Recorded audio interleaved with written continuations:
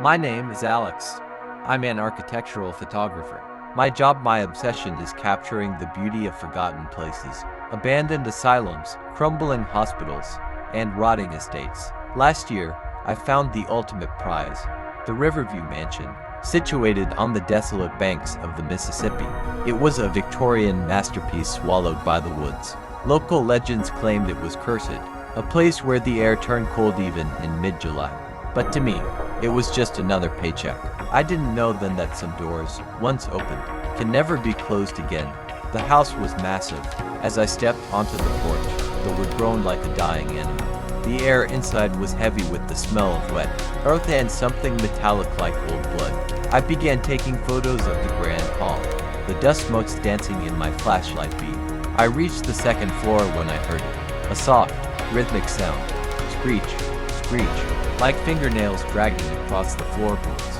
I turned, my heart hammering, but the hallway was empty, or so I thought.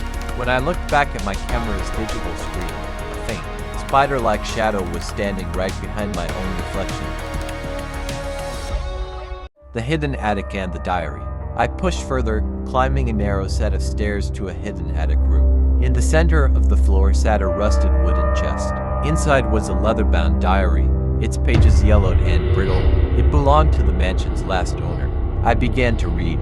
The entries were frantic, written in shaking handwriting. The house is alive, one page read. It doesn't just hold ghosts, it consumes souls. Every person who enters becomes a cell in its body. A cold chill ran down my spine. I realized that the mansion wasn't just a building, it was a trap. The crying started then, a wet, agonizing sound coming from the basement. I should have run, but I was frozen in terror. I followed the sound down into the dark, damp belly of the house. My flashlight beam hit a corner, and that's when I saw it. A creature that shouldn't exist. It had a pale, faceless head and long, spindly limbs that twitched with every movement. It moved with a sickening grace, gliding across the ceiling. Its skin was covered in hundreds of tiny, twitching human hands. I realized with horror that these were the hands of the people who had gone missing in these woods. I fled the mansion that night, but the curse followed me home. Every photo I edited showed the creature getting closer. I couldn't eat. Everything tasted like rotting meat. Desperate, I returned to the mansion a week later with my friend, Mark. He didn't believe in the supernatural. He thought I was having a breakdown. But as we stepped into the dining hall, the massive crystal chandelier began to sway in a windowless room. On the table sat a single antique plate with fresh, bloody bone. Before Mark could react, the creature dropped from the ceiling, its hundreds of tiny hands reaching for his face. I ran into the basement to find Mark, but what I found was far worse. The stone walls weren't just stone, they were made of bone and flesh. Thousands of skulls were embedded into the walls, their jaws moving in a silent scream. I found Mrs. Weaver, the woman who had rented me the house, chained to a chair.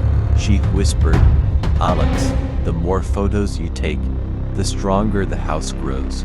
Your camera is the bridge." I looked at my DSLR and saw the lens glowing with a sickly green light. It was harvesting us. I found Mark, but he was gone. His eyes were milky white, and he was laughing in a voice that wasn't his. In a moment of pure panic, I smashed my camera against the stone floor. The mansion let out a deafening, inhuman shriek. The walls began to bleed, and the floor started to convulse like a giant muscle. I ran. I didn't look back until I reached the riverbank.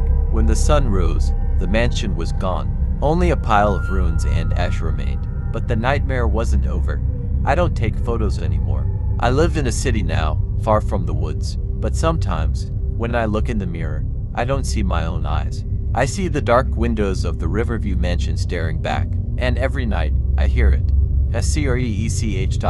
screech. On the ceiling above my bed. The mansion didn't disappear. It moved. It's inside me now, and it's still hungry.